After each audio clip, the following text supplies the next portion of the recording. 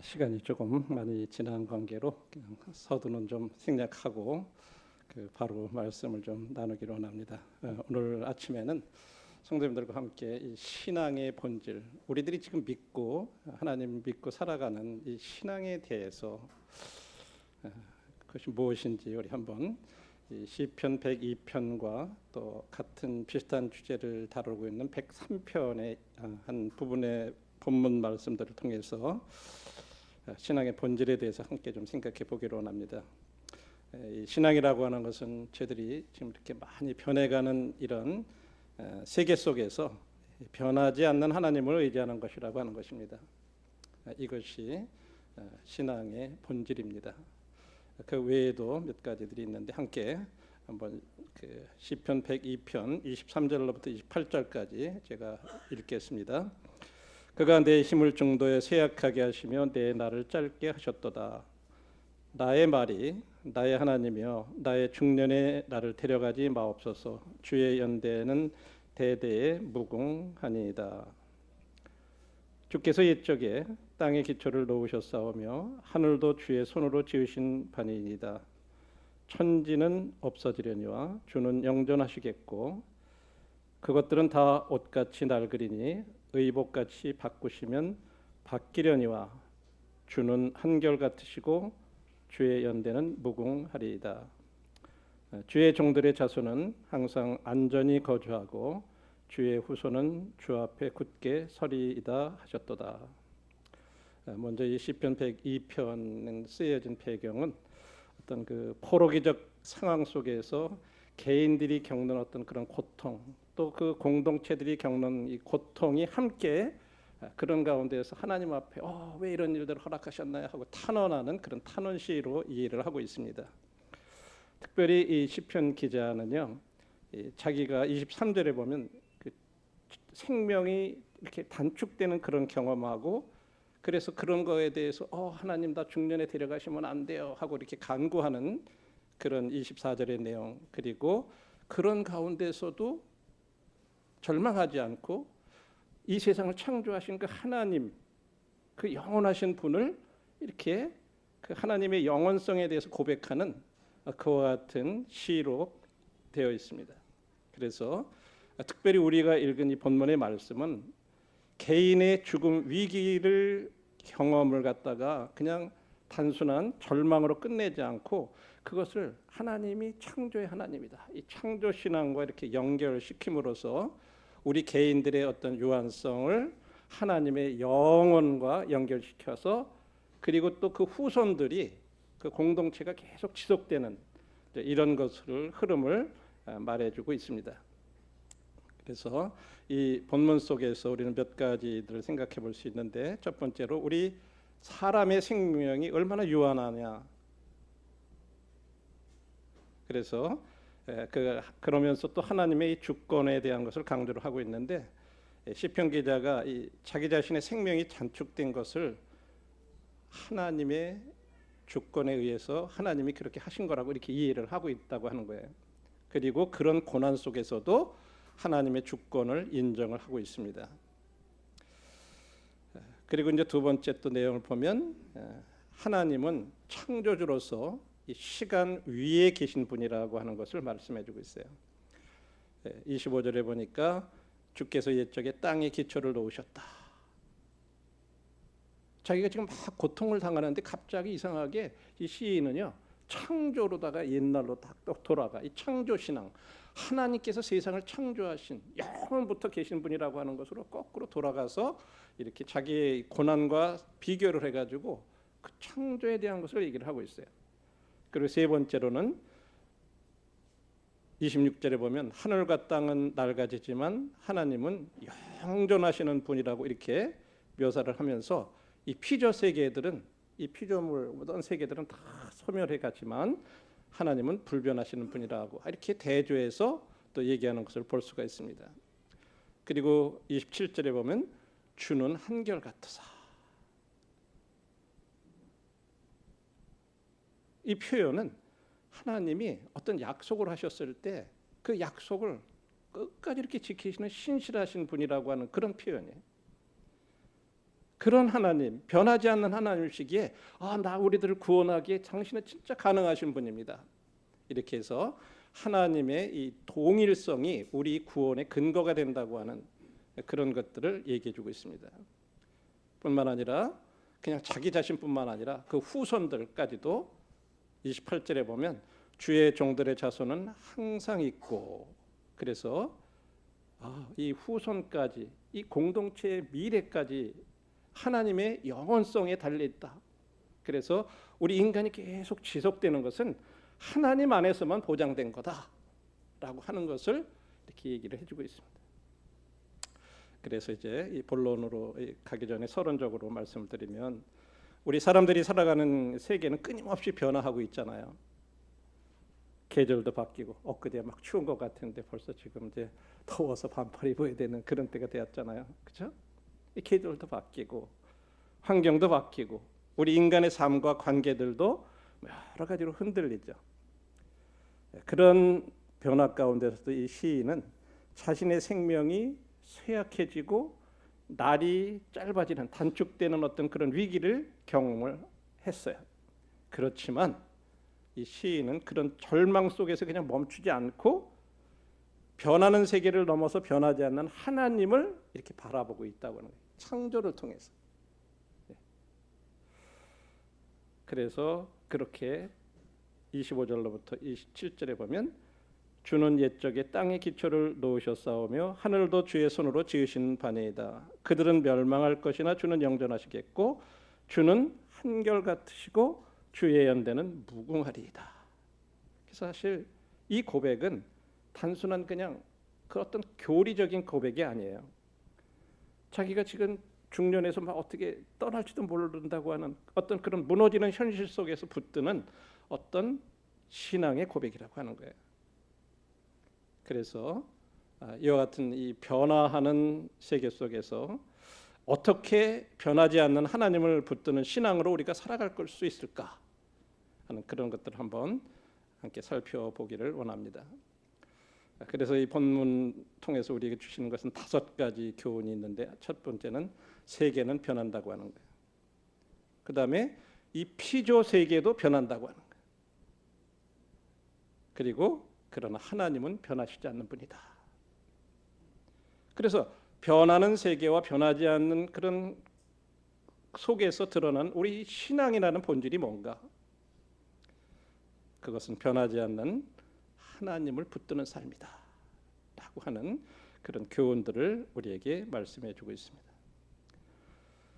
여기 변하는 세계에 대해서 23절에 보면 쇠하다라고 한 이 표현은요, 원래 히브리어에는 억압하다, 낮추다, 어떤 그런 의미로 말씀하고 있는데, 어떤 그냥 우리들의 육체가 약해지는 어떤 그것만을 말하는 게 아니라 우리 하나님의 주권적인 개입 속에서 우리 인간의 힘이 꺾이는 상태, 쇠약하게 한다는 말은 우리 인간의 힘이 꺾이는 상태를 가리키는 그런 말씀이에요. 여기 젊은 형제자매들 참 힘 좋잖아요 지금, 그렇죠? 근데 여기 노인들 이렇게 보면 어때요? 그 젊었을 때 그 힘이 어디로 다 가버렸어요, 그렇죠? 진짜 힘이 꺾이. 그리고 내 날을 단축했다. 옛날 성경에는 단축했다 이렇게, 내 날을 단축하셨다 이렇게 돼 있는데, 이 말이 원래는 짧게 하다라고 하는 말이라 요즘 성경에는 제대로 번역을 해놨더라고요. 그냥 내 날을 짧게 하셨다. 이 말은 우리 사람들의 수명, 생명의 길이가 하나님에 의해서 결정된다고 하는 그런 말이에요. 우리 누가 오래 살고 싶지 않은 사람이 어디 있어요? 다 오래 살고 싶잖아요. 또 어떤 분들은 아유, 왜 하나님 날 안 데려가셔? 빨리 데려가시면 좋을 텐데. 빨리 데려가는 것도 안 돼요. 우리 인간의 수명은 하나님이 결정하시는 거예요. 나를 올게, 이 땅에 오래 남게 하시는 거나 빨리 데려가시게 하는 거나, 그것은 우리가 결정할 수 있는 게 아니에요. 사람의 생명의 길이는, 수명은 하나님에 의해서 결정된다고 하는 그런 의미죠. 그래서 시편 기자는요, 그런 가운데 먼저 자기 자신의 현실을 숨기지 않는 거예요. 내 힘을 쇠약하게 하시면 내 날을 짧게 하셨다. 이렇게 고백할 때 그 속에는 인간 존재의 어떤 근본적인 한계, 나는 이런 존재구나. 나는 이렇게 쇠약해지고 내 날은 진짜 짧은 그런 인생이구나. 이런 것들을 고백하고 있는 거예요. 그래서 인간은 스스로 자신의 생명을 유지할 수 없는 그런 존재고 시간이 흘러가면요 소멸해 가는 존재예요. 이거는 아무도 여기에서 벗어날 수 있는 사람이 없어요. 그래서 그런 속에서 우리 인간들은 이렇게 참 이런 고백은 그냥 단순히 질병이나 고통을 넘어서 우리 인간의 삶은 언제든지 흔들릴 수 있고 우리가 의지하던 것들은 쉽게 무너질 수 있다고 하는 거예요. 우리들이 직장, 건강, 관계, 또 심지어 우리들의 신앙의 감정 이런 것까지도 다 변할 수 있다고 하는 거죠. 저는 최근에 어떤 성도님의 한 지인 되시는 분이 갑자기 떠나셨던 소식을 들었어요. 진짜 지금 한창 나이고 진짜 그러실 때인데 갑작스럽게 사고로 인해서 이렇게 운명을 달리하신 그런 성도님의 한 소식을 듣게 됐어요. 인간의 삶은 언제든지 흔들릴 수 있어요. 우리가 의지하던 것들은 쉽게 무너질 수 있어요. 그래서 이처럼 변화하는 세계 속에서 인간은 본질적으로 불안을 경험한다고 하는 거예요. 옆에서 그런 것들을 보면 나한테도 저런 일이 일어나면 어떻게 되지? 누가 막 아픈 거 보면 나도 저런 암이 걸리는 건 아니야? 나는 또 어떤 저런 게 있는 거 아니야?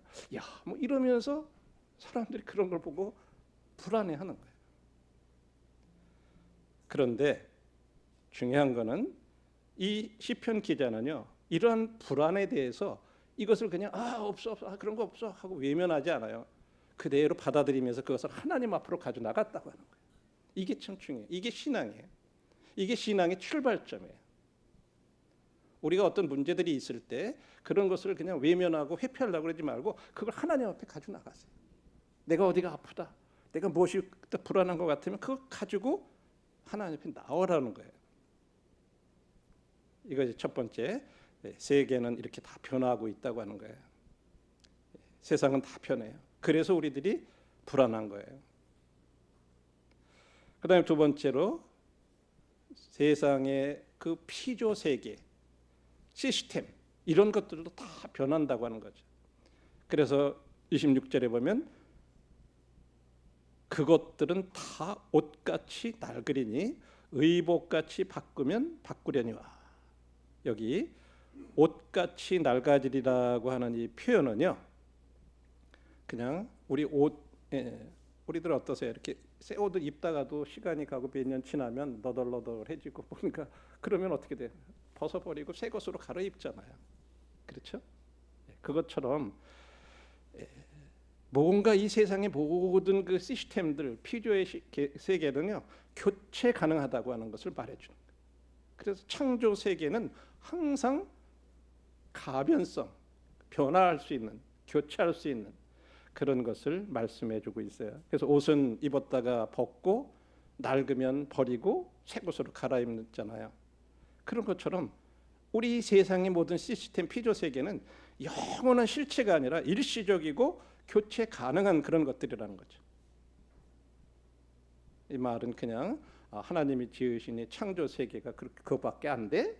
하는 그런 의미가 아니라 어차피 이 창조의 세계와 시스템은 그 한계가 이렇다고 하는 것을 우리에게 분명히 말해주는 것입니다. 그래서 우리 인간이 의지하는 모든 것은 결국은 낡아지고 바뀐다고 하는 거예요. 문명, 제도, 문화, 심지어 자연까지도 영원하지 않다고 하는 것을 얘기해주고 있습니다. 우리가 이 사실을 인정하지 않으면요 둘 중에 하나예요. 하나는 그렇다면 어떻게 되겠냐 완전히 절망하거나 아니면요 그거를 갖다 거꾸로 섬겨요. 우상숭배로. 참 이상하죠. 그래서 변하는 것을 영원한 것으로 착각할 때 그것이 무너질 때 함께 우리는 무너질 수밖에 없다고 하는 거예요. 이거 굉장히 중요해요. 변하는 것을 영원한 것을 우리들이 착각할 수 있다고 하는 거예요. 그랬을 때는 그것이 무너지면 우리도 함께 무너져요.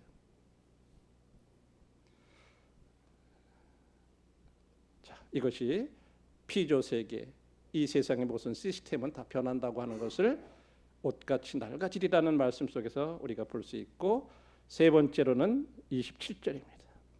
주는 한결같으시고 주의 연대는 무궁하리이다. 여기 주님은 한결같으시다 하는 이 히브리 언어는요, 그냥 문자 그대로 해석을 하면 당신은 바로 그분이다 하는 그런 의미예요. 이게 무슨 의미일까요?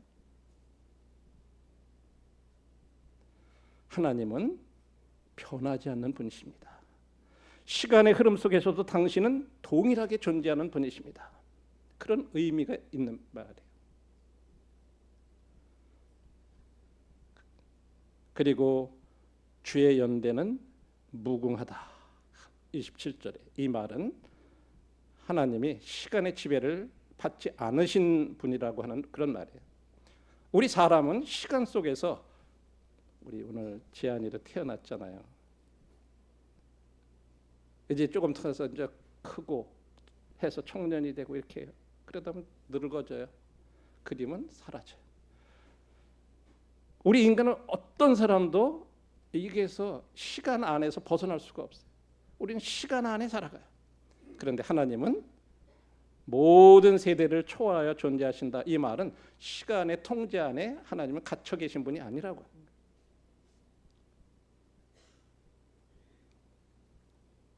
그래서 하나님은 변하시지 않는 분이에요.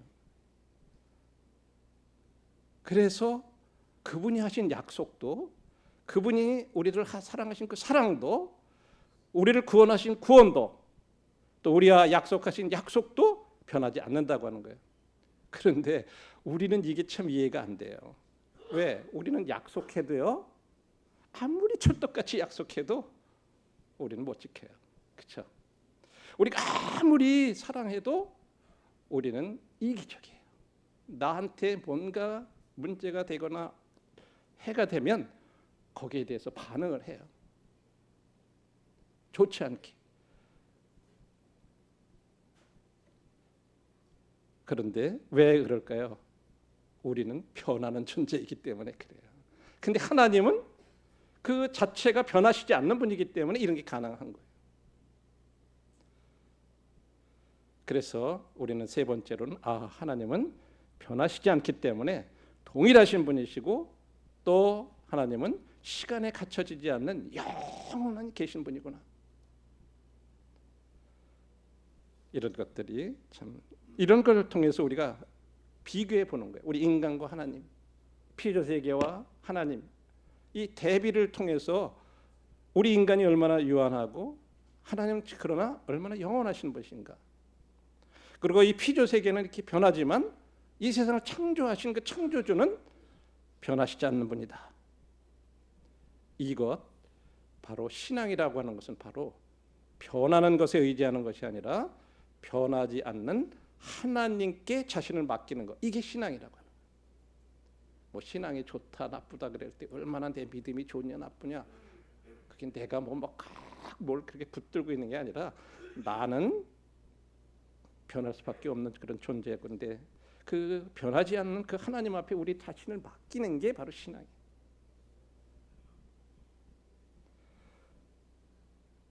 그래서 시인이 자신이 삶이 무너지는 그런 상황, 그런 가운데서도 하나님을 향해서 24절처럼 나의 하나님이시여 나의 중년에 데려가지 마옵소서.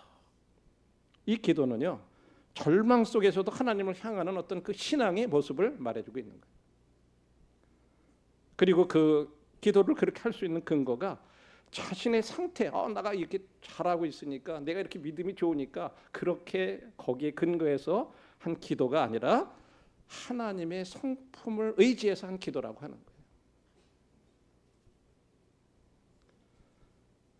그래서 마지막으로 우리에게 주시는 교훈은, 시인이 자기 자신뿐만 아니라 그 후손들을 생각하면서 주의 종들의 자손은 항상 있고 그들의 후손은 주 앞에 굳게 서리이다. 그래서 우리 인간이 지속될 수 있는 그것은 하나님 안에서만 보장되는 거다. 우리 인간 자체는 사라지지만 하나님과의 관계 속에 있는 자들은 절대로 멸망하지 않는다. 지속된다. 그 후손은 주 앞에서 굳게 설 것이다. 이렇게 얘기하면서 그 변하지 않는 하나님을 붙드는 그런 모습을 볼 수가 있습니다. 그래서 신앙의 핵심은 환경이 아니라 관계이고 상황이 아니라 하나님과의 연결이 되느냐 안 되느냐 그거예요. 그래서 세상이 아무리 변해도 하나님과의 관계를 붙드는 자는 흔들리지 않는다고 하는 것입니다. 그래서 26절, 27절을 통해서 세상은 계속해서 변하고 우리의 삶도 변하고 건강도 관계도 환경도 심지어는 우리의 감정과 믿음도 흔들릴 때가 있잖아요. 그러나 이 시편 102편에서는 분명하게 그들은 멸망할 것이지만 주는 영존하시겠고 27절에 주는 한결 같으시다고 이렇게 얘기해요. 그래서 신앙은 변하는 현실을 붙드는 게 아니라 변하지 않는 하나님을 붙드는 거다.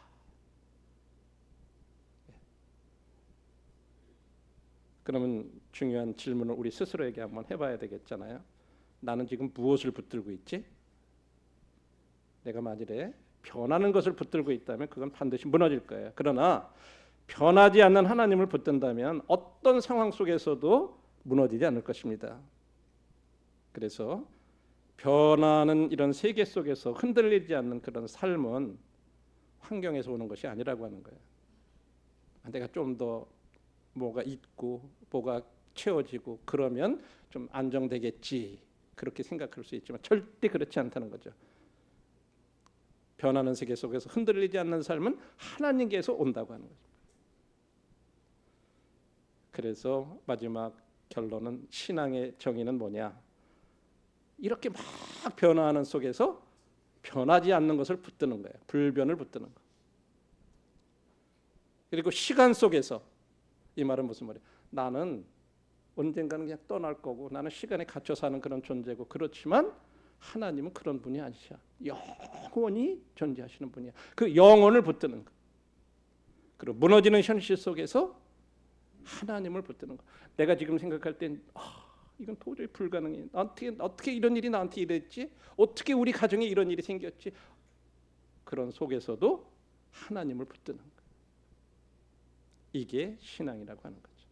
이것이 이제 102편에서 우리에게 말해주는 신앙의 본질이에요.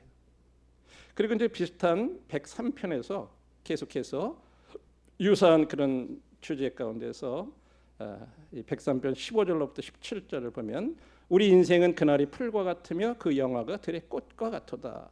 그것은 바람이 지나가면 없어지나니 그 있던 자리도 다시 알지 못하거니와 여호와의 인자심은 자기를 경외하는 자로게 영원부터 영원까지 이르며. 그래서 이 말씀 속에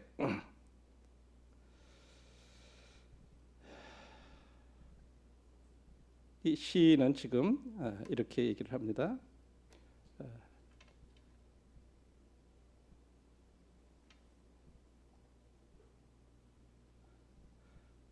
인간을 지금 풀과 꽃에 비유를 해요.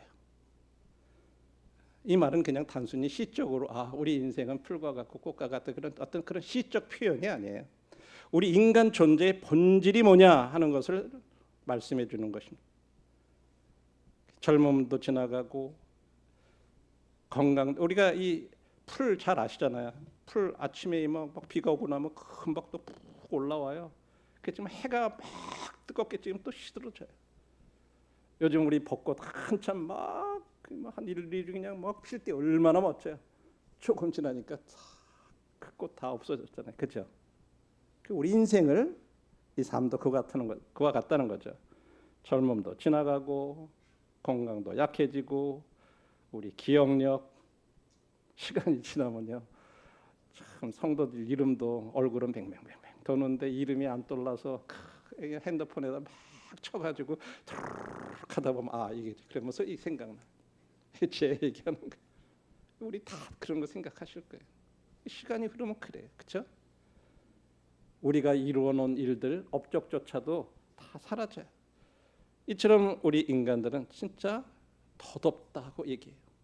그래서 제가 이 덧없다는 말을 도대체 덧없는 인생, 덧없는 인생 많이 쓰는데 그 말이 어떤 정의인가 이렇게 찾아보니까 오래 지속되지 못하고 금방 사라지거나 허무하게 끝나는 상태를 의미하는 말이다. 이렇게 얘기했더라고요. 예. 또 단순히 짧다는 뜻을 넘어서 붙잡으려 해도 붙잡히지 않고 의미 없이 흘러가 버리는 허무함까지 포함된 표현입니다. 이게 허무함이구나. 그렇죠? 오래 지속되지 못하고 금방 사라져. 그래서 풀과 같다. 그렇게 얘기해요. 꽃과 같다. 그렇게 허무하게 끝나는 상태를 말해요. 붙잡으려 해도 붙잡히지 않고 의미 없이 흘러가 버리는 허무함. 그러면서 거기에는 시간적으로 짧고 내용적으로 허무하고 존재적으로 유한하다. 그래서 성경에서도 솔로몬이 전도서에서 헛되고 헛되며 헛되고 헛되니 모든 것이 헛되다. 이 헛되다는 말이 바로 덧없다는 그런 말이래요. 덧없다. 예. 그러면서 덧없는 인생의 그 특징이 어떤 거냐 하면 그 공통점이 있는데 붙잡으려고 할수록 더 빨리 사라진대요. 두 번째로 외적인 것에 집중할수록 허무가 커진다. 세 번째로 끝은 반드시 온다. 남는 것이 생각보다 적다. 이게 허무한 사람들이 살아가는 특징이라 그래요. 그래서 여기서 중요한 것은 덧없는 인생, 허무한 인생. 거기서 우리들이 진짜 깨달아야 될 게 뭐냐? 그 덧없다는 말은 그냥 단순히 비관적이 아니라 인생의 본질을 깨닫게 하는 통찰이라고 하는 거예요. 다시 말해서 영원하지 않은 것을 영원한 것처럼 살지 말아라. 사라질 것에 인생을 걸지 말아라. 무엇이 진짜 가치 있는지를 분별해라는 그런 메시지를 담고 있다고 하는 거예요. 그래서 덧없는 인생인데 내가 뭐 이것 때문에 살고 이렇게 그냥 되는 대로 살다 말지 이러면 안 된다는 거예요. 절망에 빠지지 말라는 거죠. 자, 그러면서 동일하게 16절에 보면 바람이 지나가면 없어진다. 이것은 우리 인간이 얼마나 취약한가 하는 그런 표현이에요.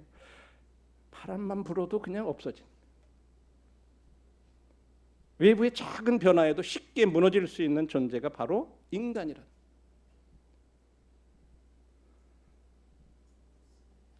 이러한 인식들은 우리들을 절망하게 만든 것이 아니라 겸손하게 하기 위해서 우리 자신을 과대평가하지 않도록 하기 위한 그런 말씀들이에요.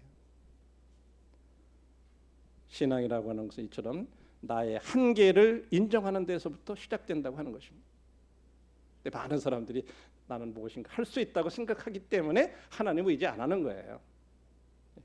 내가 영원히 살 수 있을 것처럼 생각하기 때문에 죽음 후에 대해서 지옥 간다는 말에 대해서 Don't care, 나하고 상관없어 이렇게 생각하는 거예요. 그리고 16절에 계속해서 그 있던 자리도 다시 알지 못한다. 이는 존재의 흔적조차 사라지는 현실을 말하는 거예요. 저희 형제자매들이 지금 살아가는 이런 흔적이 있잖아요. 우리가 떠나고 나면요, 그 흔적조차도 없어요. 우리가 사랑하고 존경하고 그런 사람들이 있잖아요. 우리는 우리 자신이 남긴 것들이 오래 지속되기를 바라요. 내가 한 일들이 오래 사람들이 기억해 주길 바라지만요, 사실은 그렇지 못해요. 이 가운데서 우리가 아무리 훌륭한 일을 하고 막 그랬던 거 우리가 존경하지만요, 시간이 10년, 20년 흘러가 보세요. 그런 것조차도 점점 우리 기억 속에서 사라져요. 우리 앞서서 섬겼던 우리 믿음의 선배들, 우리 한국만 해도 그런 훌륭한 형님들 계시잖아요. 지금 1년, 2년 됐는데도 벌써 제 마음속에서 조금씩 희미해져가요. 그럼 나의 삶도 똑같을 거라는 생각을 하게 돼요.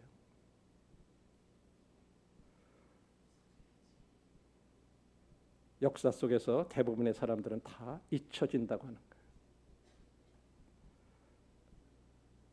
거예요. 이처럼 기억되지 않는 존재가 되는 거라고 하는 거죠. 허무하고 기억되지 않는 존재가 돼버린다고 하는 거죠. 그런데 바로 이 지점에서 신앙은 새로운 방향을 제시한다고 하는 거죠. 우리 인간이 기억되지 않는 존재라면 그럼 나는 뭘 붙들고 살아가야 될 건가? 그것이 바로 하나님의 영원하심이에요. 여호와의 인자하심은 영원부터 영원까지 이르며, 여기서 이 인자라는 말은 그냥 평범한 단어가 아니에요. 헤세드라고 하는 히브리어인데 이 말은 언약적인 사랑을 의미하는 거예요. 언약에 근거한 사랑. 하나님이 어떤 약속에 의해서 우리를 사랑하시는 거예요.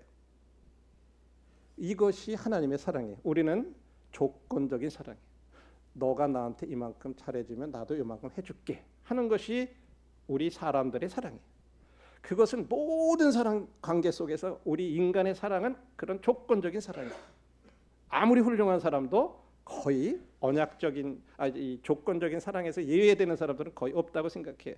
하나님의 사랑은 그런데 그런 조건적인 사랑이 아니라 언약적인 사랑이다. 하나님이 그렇게 약속해 주셨기 때문에 그 약속의 근거에서 우리를 사랑해 주시는 사랑이라는 말이에요.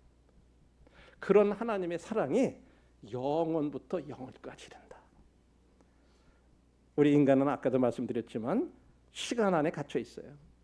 그러나 하나님은 시간을 초월해서 존재하시는 분이라고 하는 거죠.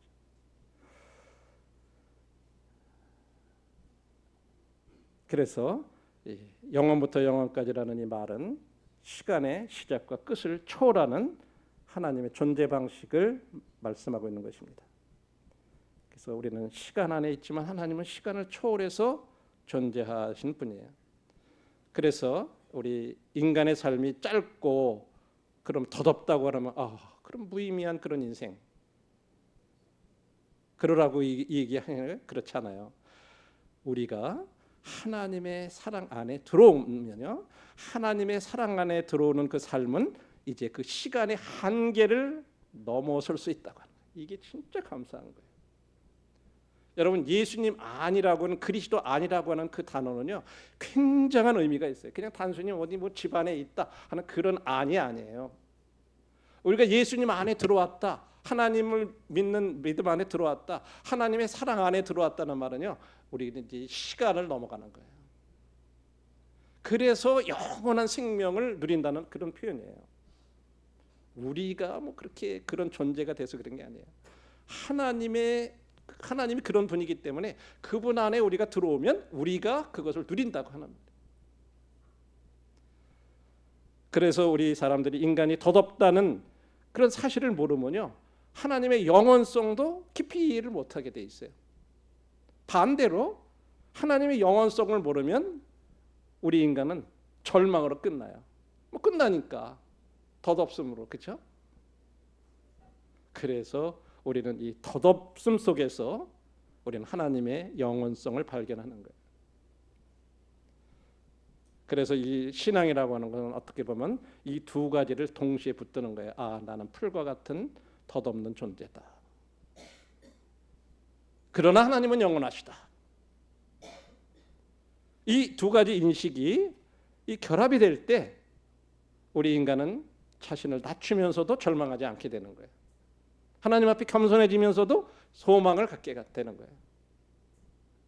그래서 하나님 안에서 참된 안정과 의미를 발견하게 된다고 하는 것입니다. 우리는 지금 무엇을 붙들고 살아가고 있는가?